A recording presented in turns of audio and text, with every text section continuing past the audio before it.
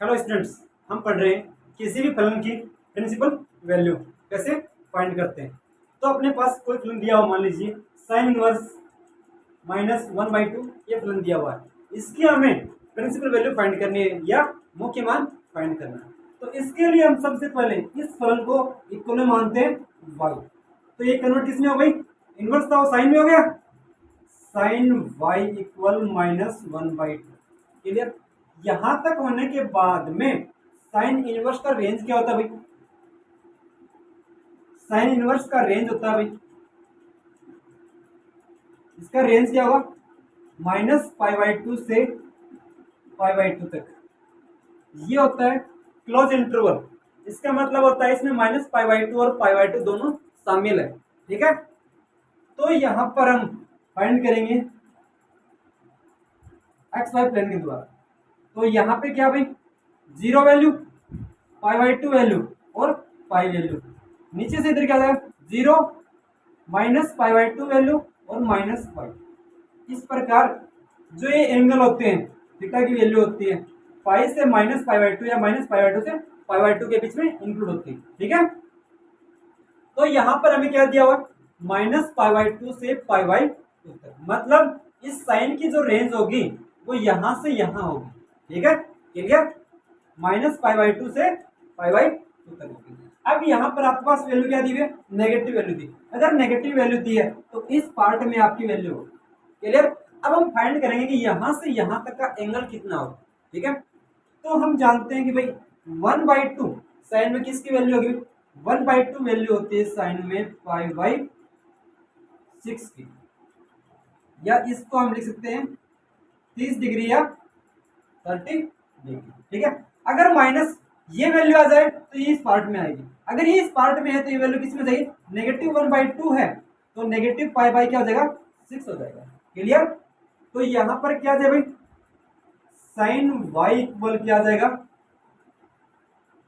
Value किसकी आ रही है भाई, -1/2। तो इसको हम लिखेंगे साइन -π/6। इधर साइन से साइन कैंसिल, क्या बच गया भाई, y इक्वल क्या आ रहा है भाई, -π/6। तो यहाँ पे साइन इनवर्स -1/2 की जो वैल्यू होती है वो क्या हो गई, -π/6 value. Clear. First question. Second question देखते हैं अपने पास क्या दिया हुआ अपना। सेकंड क्वेश्चन दिया हुआ भाई, कोस इनवर्स √3/2 दिया हुआ, इसकी वैल्यू हमें फाइंड करनी है। क्लियर। इसकी वैल्यू के लिए हम क्या करें भाई, तो सबसे पहले इसको क्या मान लो, y के इक्वल। तो यहां से क्या होगा भाई, cos y इक्वल √3/2। तो cos इनवर्स का रेंज क्या होता है भाई,